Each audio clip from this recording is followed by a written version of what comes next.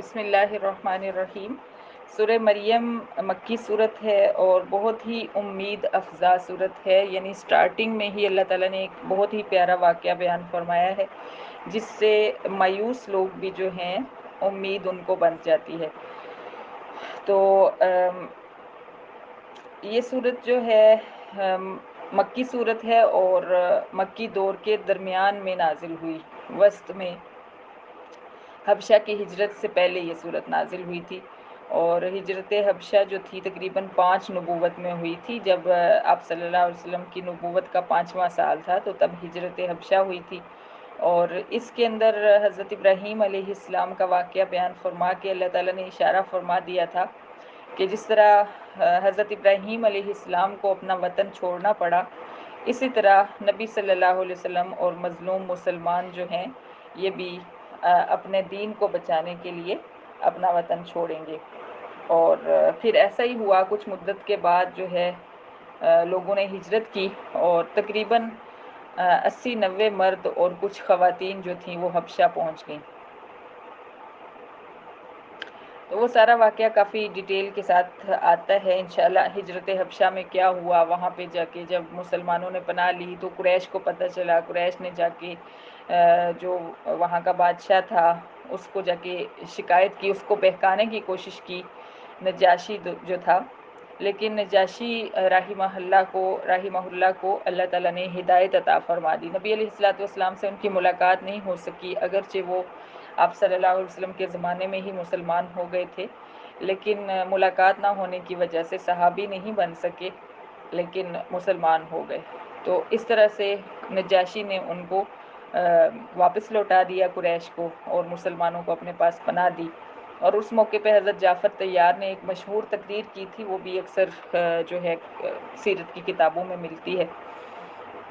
تو پچھلی صورت کے ساتھ اس کا تعلق اس طرح سے ہے کہ اصحاب کہف اور ذوالقرنین کے واقعات بیان ہوئے سورہ کہف میں۔ تو یہ واقعات جو تھے یہود مدینہ کے مشورے سے مشرکین مکہ نے دریافت کیے تھے۔ تو ان میں بھی توحید کی دعوت اور شرک کی نفی تھی۔ تو اسی طرح نجاشی کے دربار میں بھی انہوں نے مسلمانوں نے جا کے توحید جو ہے وہ بیان کی تھی، جیسے اصحاب کہف نے بادشاہ کے دربار میں بغیر ڈرے بڑی بہادری کے ساتھ توحید بیان کی تھی، اسی طرح اور اس صورت کے اندر بھی توحید ہی کا تذکرہ ہے اور شرک کی نفی ہے۔ بلکہ قرآن کریم جو ہے پورے کا پورا اسی مقصد کے لیے نازل کیا گیا تھا کہ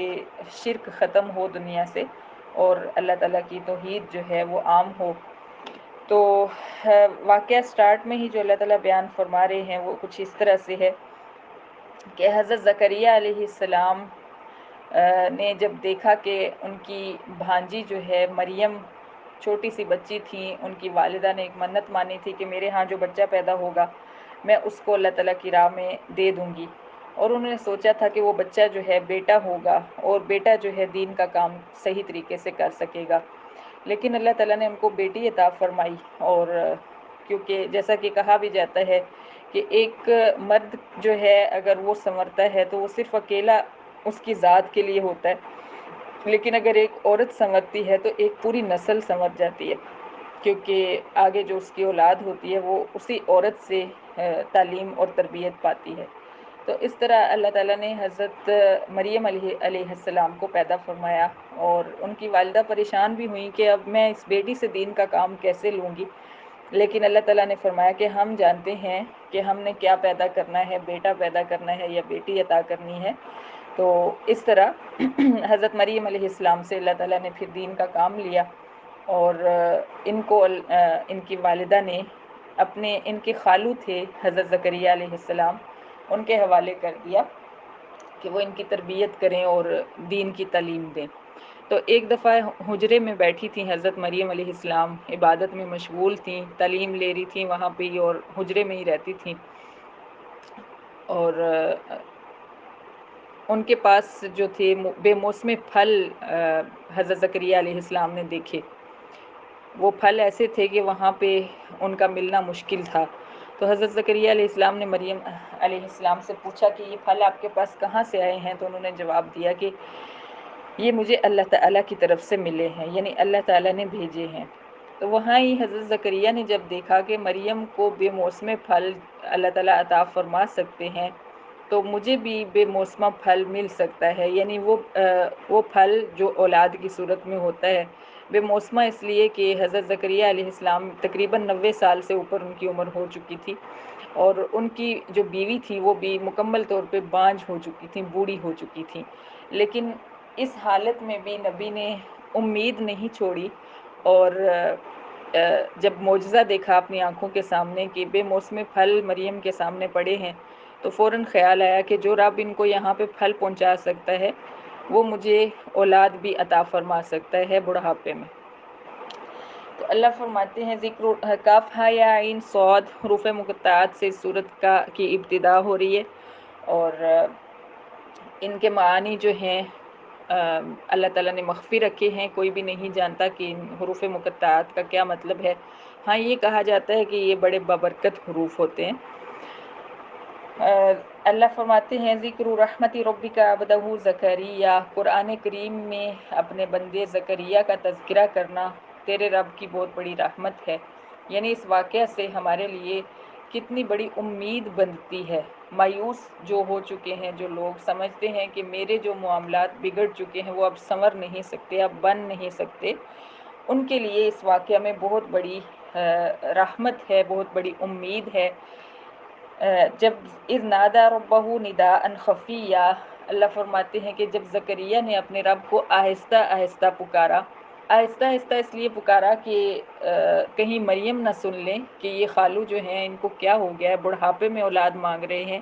جبکہ کیونکہ مریم کے پاس جب پھل دیکھے نا تو یہ واقعہ ڈیٹیل سے آتا ہے، اسی جگہ کھڑے ہو کے، اسی جگہ بالکل ادھر سے ہلے نہیں، اسی جگہ کھڑے ہو کے اللہ تعالیٰ کو پکارا اور کہا کہ مجھے بھی اولاد عطا فرمائیے۔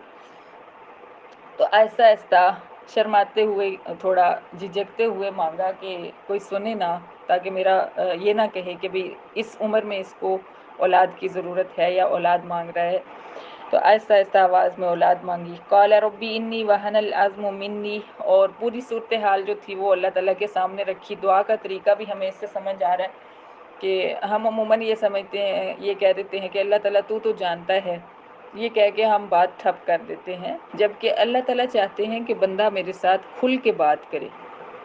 وہ غم، وہ تکلیفیں جو ہم لوگوں کو تلاش کر رہے ہوتے ہیں کہ کوئی بندہ مجھے ملے، میں اس کے سامنے اپنا غم کھول کے رکھوں، اللہ تعالیٰ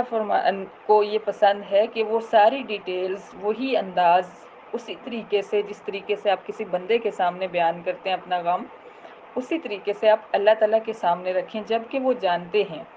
انہی کی طرف سے آئے ہوئے حالات ہیں، لیکن اس کے باوجود وہ چاہتے ہیں کہ آپ ان کے سامنے اپنے حالات جو ہیں وہ بیان کریں۔ تو حضرت زکریا نے عرض کی ربی انی وہن العظم منی، اے میرے رب میری ہڈیاں کمزور ہو چکی ہیں، واشتعل الرأس شیبا، اور پورا سر جو ہے سفید ہو چکا ہے، ولم اکم بدعائک ربی شقیا، لیکن اے میرے رب میں تجھ سے مانگ کے کبھی بھی محروم نہیں رہا۔ سبحان اللہ۔ تو یہ یقین جب انسان کو ہوتا ہے نا، یہ چیز سمجھ لیجئے کہ انسان کی زبان پہ جو الفاظ دعا کے آتے ہیں وہ پہلے اللہ تعالیٰ کے پاس ہوتے ہیں، یعنی اللہ چاہتے ہیں تو انسان کے ذہن میں کوئی دعا آتی ہے، اور پھر اللہ تعالیٰ چاہتے ہیں تو انسان وہ الفاظ اپنی زبان سے ادا کرتا ہے۔ تو پھر اس میں بے یقینی کیسی کہ پتہ نہیں قبول ہوگی کہ نہیں ہوگی؟ جو رب آپ کے ذہن میں ڈال رہا ہے کہ آپ کو یہ دعا مانگنی چاہیے، جو رب آپ کی زبان سے ادا کروا رہا ہے، تو کیا ایسا ممکن ہے کہ وہ دعا جو ہے قبول ہی نہیں ہونی، تو اس وجہ سے آپ مانگ رہے ہیں؟ حقیقت یہ ہے کہ جو الفاظ آپ کی زبان سے ادا ہو جاتے ہیں دعا کی صورت میں، ان کا رزلٹ آپ کی زندگی میں یا آپ کی زندگی کے بعد کہیں نہ کہیں ضرور ظاہر ہوتا ہے۔ یہ جو ہے اس چیز پہ آپ کا یقین ہونا چاہیے۔ اگر آپ کو نہیں ملنا تو پھر آپ مانگیں گے ہی نہیں۔ جب آپ کو اللہ تعالیٰ نے محروم رکھنا ہوگا، نعوذ باللہ، تو اس وقت آپ کو الفاظ ذہن میں آئیں گی نہیں، نہ ہی آپ کی زبان سے ادا ہوں گے۔ جب آپ کی زبان سے ادا ہو گئے تو پھر سمجھیں کہ وہ دعا قبول ہو گئی۔